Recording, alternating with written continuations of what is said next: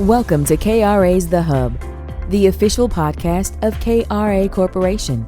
And now get ready to hear workforce topics and trends you need to know on the go. Well, welcome back to KRA's The Hub podcast. This is Jonathan Overall, the host of The Hub, and I'm excited today. Recently, I've just come off of the Winter U.S. Conference of Mayors meeting. And at that meeting, I had an opportunity to connect with Jesse McCree, the CEO of Southcentral PA Works. Jesse, welcome to The Hub. Jonathan, great to see you. Thanks for having me today. Looking forward to the conversation. Definitely. It was great to connect with you at the conference, and there were a lot of issues that were brought up. I want to get into some of that today, but just share briefly with our audience today a little bit about your background and your journey to becoming the CEO of Southcentral PA Works.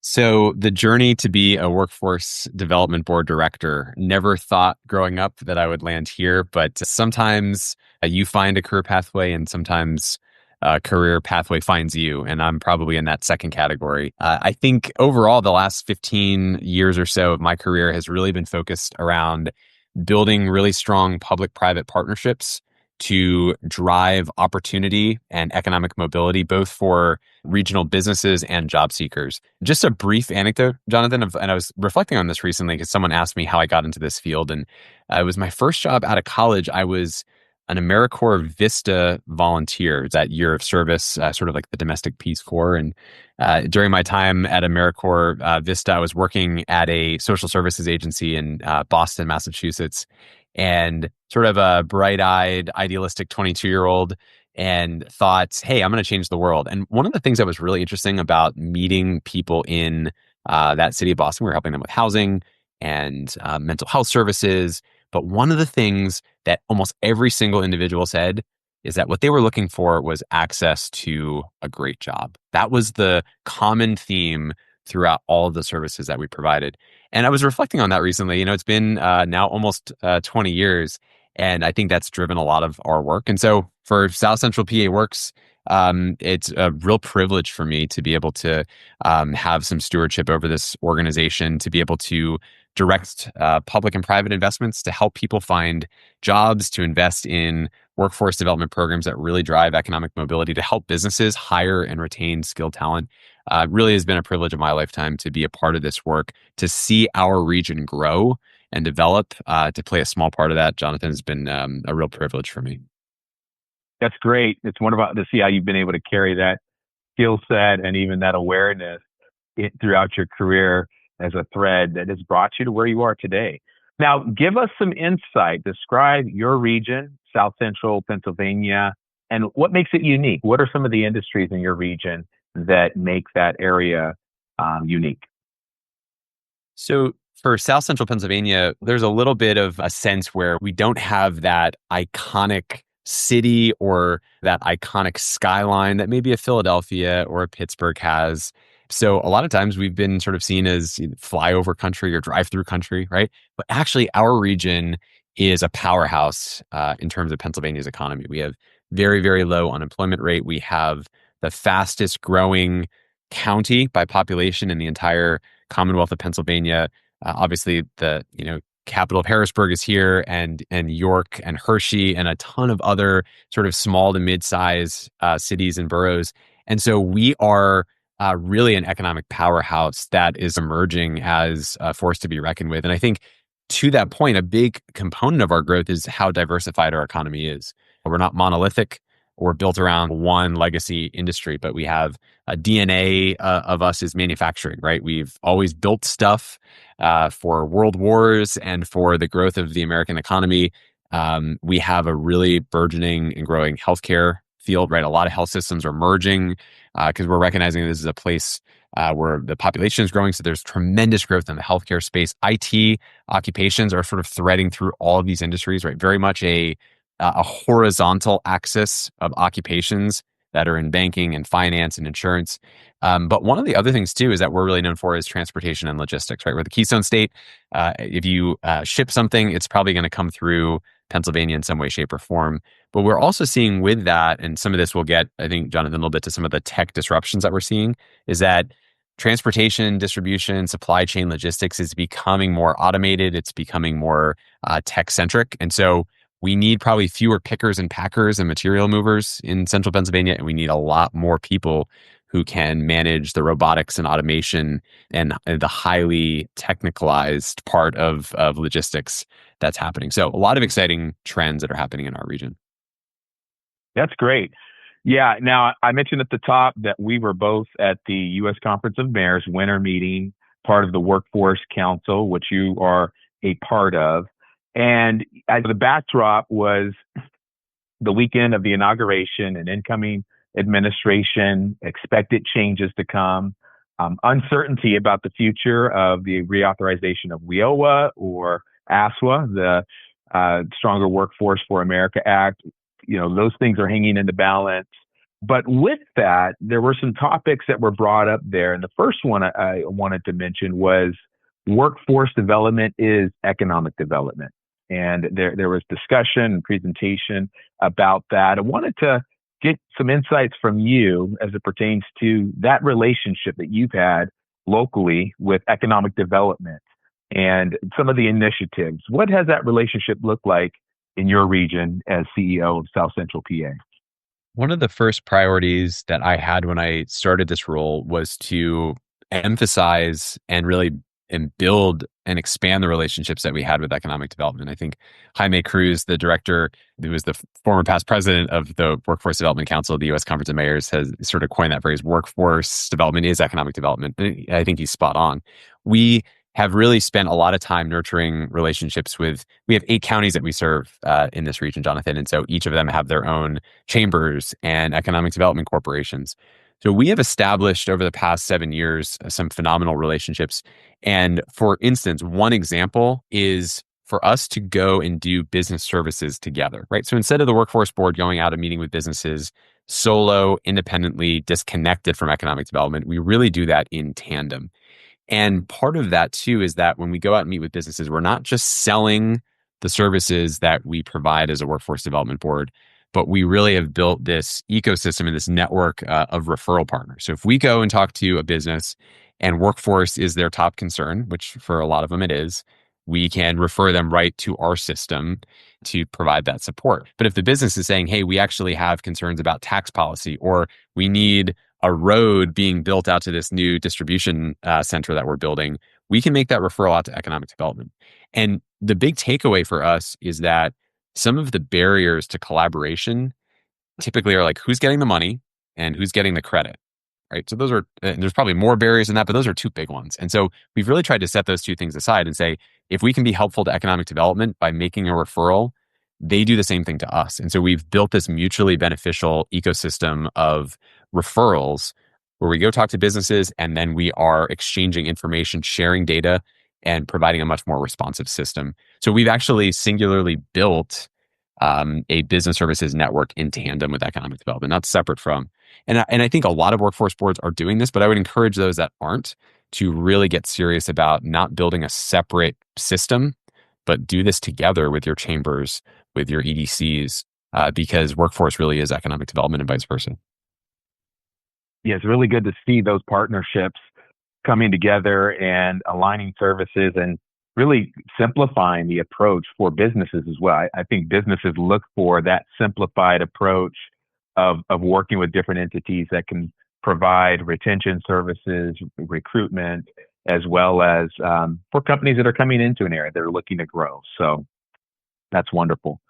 Now, you also presented at this Workforce Development Council session, and you talked about the digital divide, and specifically in the area of AI. And we hear a lot about AI. I haven't been to a workforce conference the last 2 years where it hasn't been one of the main topics.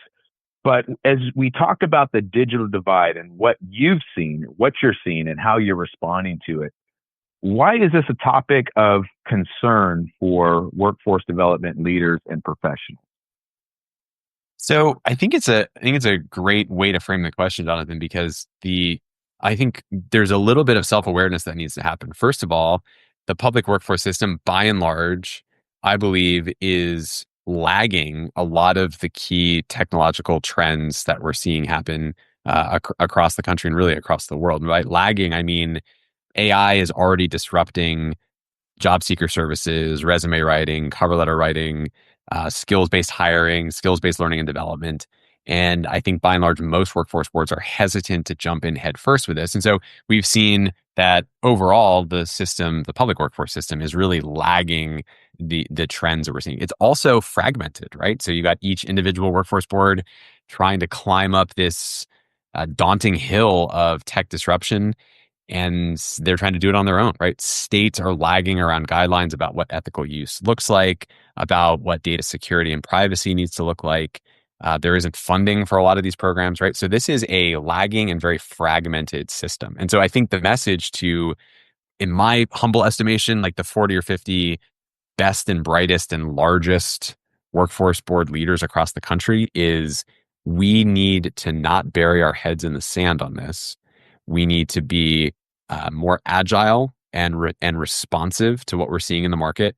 And we need to view AI tools as part of a much larger trend, which is we need to be part of shaping AI for good and not letting it disrupt so many of the people that we serve.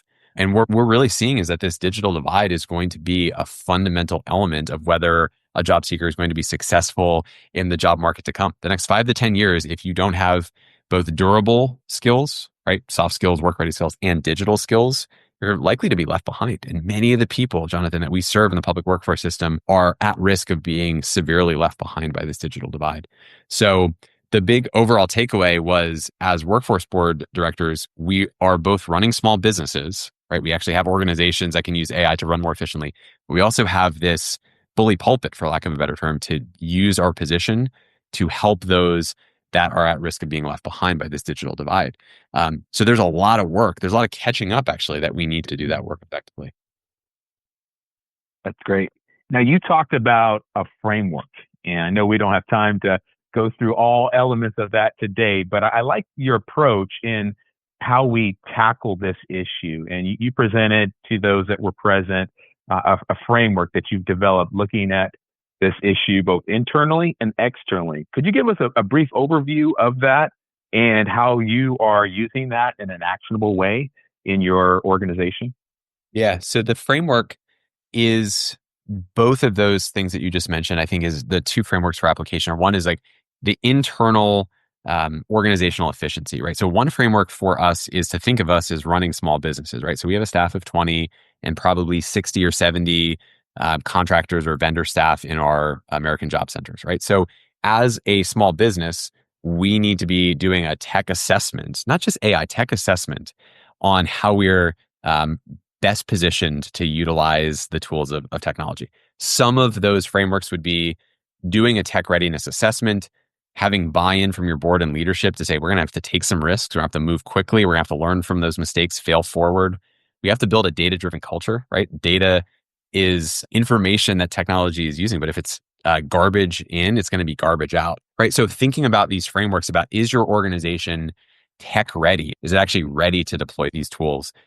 And then on the external side would be the other framework, which is if we're serving thousands of people a year who are coming into our centers to look for opportunities to grow in their career, we need to think about how AI can be used as a tool for good, right? So some of the ways that we would think about that would be championing customer-centered design strategies, right? Thinking about increasing accessibility. How can AI and technology be used to reach rural populations in parts of our region that isn't close to an American job center? How do we do this to better connect with and outreach to opportunity youth, right? Those youth 16 to 24 that are disconnected from the workforce or education, right? So how do we do this to strengthen supportive services, such as democratizing mental health services for those people that don't normally have access to this? These are all ways that we can utilize technology as a tool for good in the external programming of what we do as a public workforce system. So trying to tackle this massive issue for directors across the country that really have a lot of sway in stewarding these dollars needs to be looked at internally and the external position of the workforce system. One final thing too that I'll say on that, Jonathan, is I think the emphasis too is certainly AI is going to make some jobs go away. I think we recognize that. It's not entirely clear what all those jobs will be or when it'll all happen.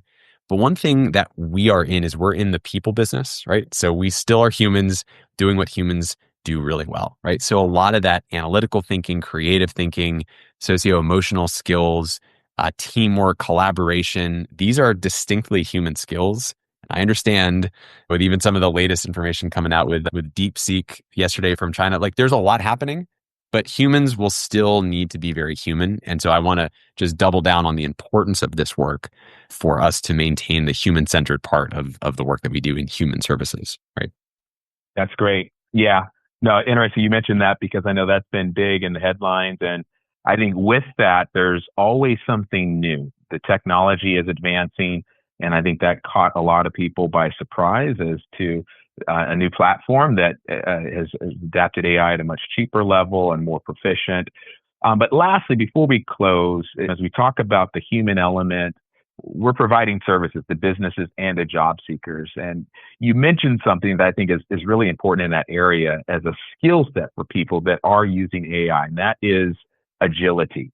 What would be some tips on really those that are serving customers, but perhaps those in an organization that are looking to use the AI better in the work that they do? How important is agility in approaching and applying that practice in the daily basis? Yeah, I think agility is something that absolutely can be taught, both individually and organizationally. It's not something I don't think you're born being a little bit more resilient. I think a lot of this can be learned.